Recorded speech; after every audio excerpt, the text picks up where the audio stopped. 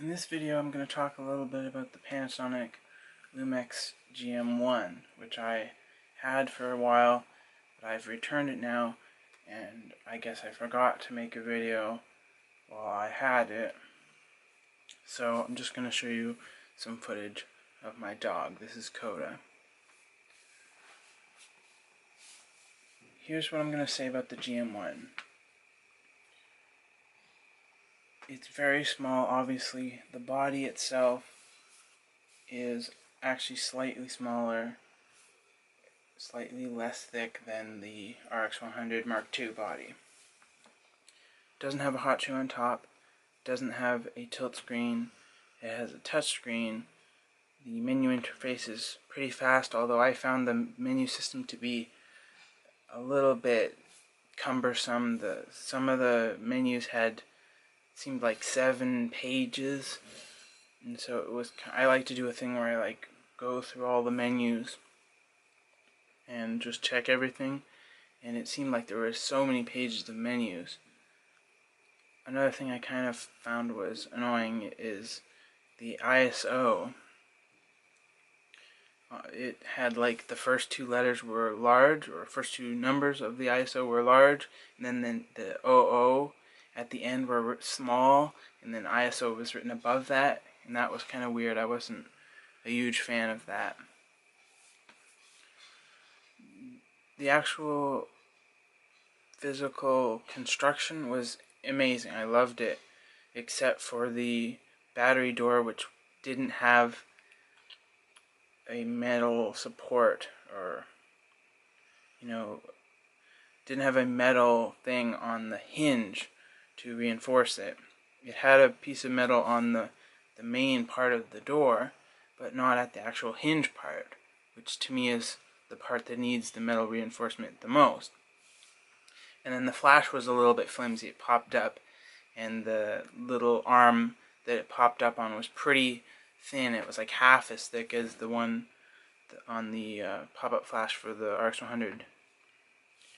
And it kind of jiggled around a lot. It had a lot of play. So the flash was a little flimsy, battery door was a little flimsy, but the rest of the thing was solid as a rock. It's got a magnesium frame, and then I was wondering if that stuff that's wrapped around it, it looks like leather, and you think, oh, maybe it will be sort of slippery, fake leather stuff like the way the Fuji cameras are, but no, it's actually rubber. It's rubber that has a leather pattern on it, similar to some of the, like the thumb pad on the back of the RX100 is kind of like that.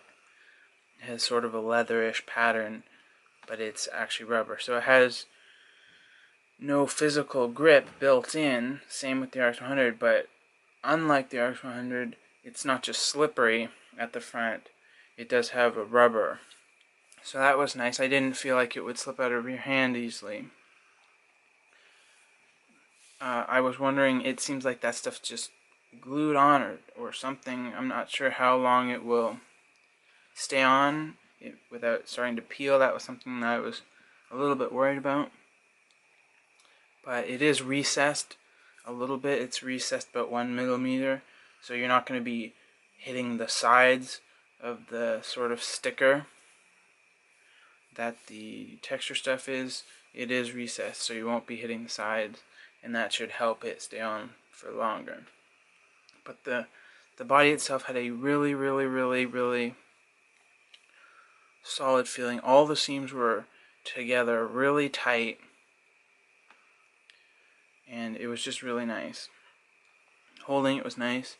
The thumb area at the back was a little too small, and the touchscreen I found was responsive, but I found it a little bit fiddly, and touch is not something like on the S110 and 120. I never use the touch. I usually just use the buttons, and there was very few buttons on the Panasonic. The back really did kind of feel cramped.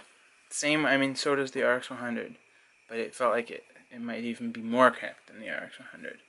But anyways, I can't say that for sure.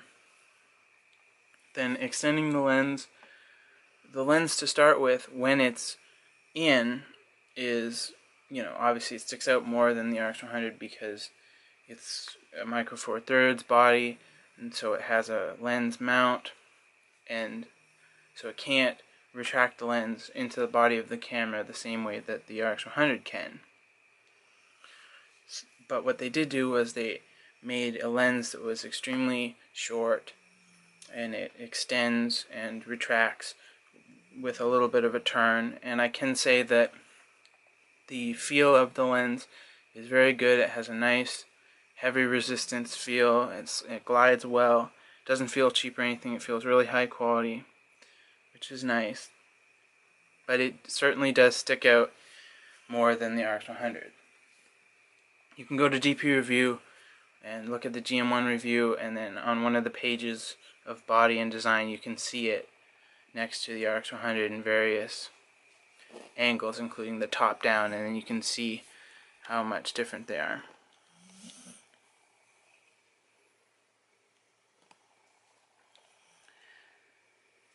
And then the other thing is the lens cap and the on-off switch is separate because of it's a body, right? It's a micro four thirds body, so you can put other lenses on it. Some cameras, like the Fuji X20, is similar in that you have to physically extend the lens, except extending the lens also turns the camera on, so that takes away one step of turning the camera on and then extending the lens. With the GM1, it's a body, so you have to have the on-off switch. So you turn it on, then you extend the lens, then you take the lens cap off, and then when you're going to put it away, you've got to put the cap on, retract the lens, turn it off. So 3 steps in both directions. With my RX100 Mark II, I just pull it out, press power, take a picture, press power, and then put it back in. So I really love the camera, but I found that the added steps of retracting the lens, extending the lens, was a little bit more annoying than the RX100. As far as focusing is obviously very good. I believe it has the same processor as the GX7, which is great. Focuses very well. I found the image quality to be very good, although to be honest, I think the RX100 Mark II image quality is pretty close. I know that it's like saying that it's not 100%, but the RX100 Mark II quality, I think, is close to other cameras that have a bigger sensor, like some mirrorless 4/3 cameras. And even I found that it seemed like the image quality was even pretty close to the Ricoh GR with the APS-C sensor.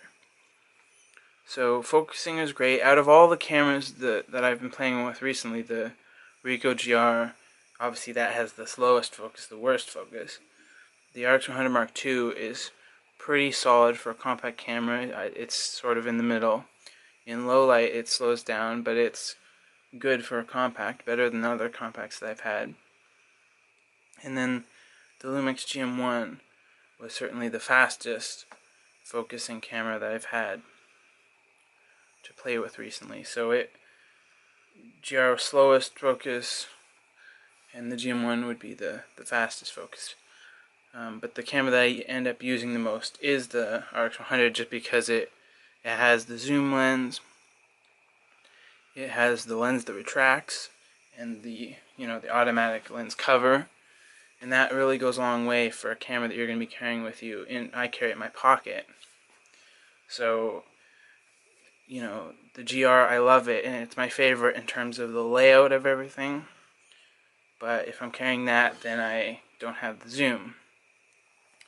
And then with the GM1, if I was carrying that, it doesn't go in your pocket as well because the lens sticks out. The body of the camera is obviously very small, but the lens sticks out, so that doesn't go in your pocket as well. And that only had 2.6 zoom on the kit lens that comes with it. The Sony has a 3.6 lens.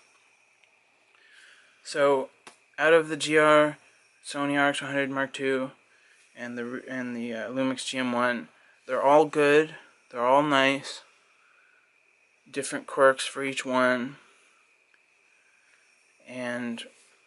But the one that I carry the most often is the Sony RX100 Mark II, because I find that it's the most well-rounded package, as well as being excellent with the image quality, as they all are.